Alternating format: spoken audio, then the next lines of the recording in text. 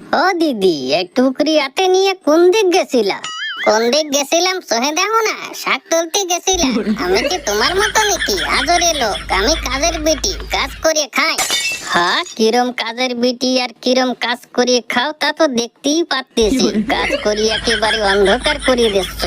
তাই কি কাজে অন্ধকার আশায় আলো, বাংলার মমতা দিদি হলো সবচেয়ে ভালো।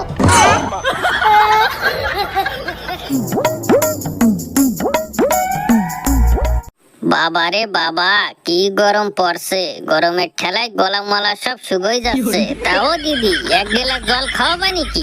কিসের জল? কোনো জল টল হবে না। আমি কারো নকল না যে কম মাত্রায় জল আনিয়ে দেব।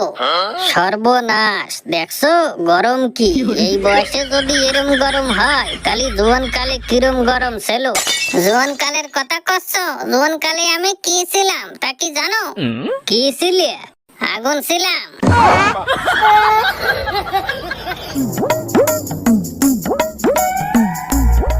আচ্ছা দাদা, এই যে তুমি যে আমাকে ফেসি ভাইপোর উপর এত অত্যাচার করতেছো, কোন জন্য করতেছো? আমরা কি দোষ করছি একটু কাও দি। বলে কি দোষ করছি? কয়টা দোষ গুনাবো? কয়লা চুরিতে শুরু করিয়া বালি, পাথর, গিট্টি, গরু, ছাগল, মোষ, বাচ্চাকে ডিম পর্যন্ত চুরি করছো, আবার লম্বা লম্বা ভাষণ দিচ্ছ। দাদা, এই কথাটা তো ভুল কথা। আমরা চুরি করছি মানতেছি। এই যে তুমি যে কষ্ট আমরা লম্বা লম্বা ভাষণ দিছি, ভাষণ তো আমরা দিই নাই।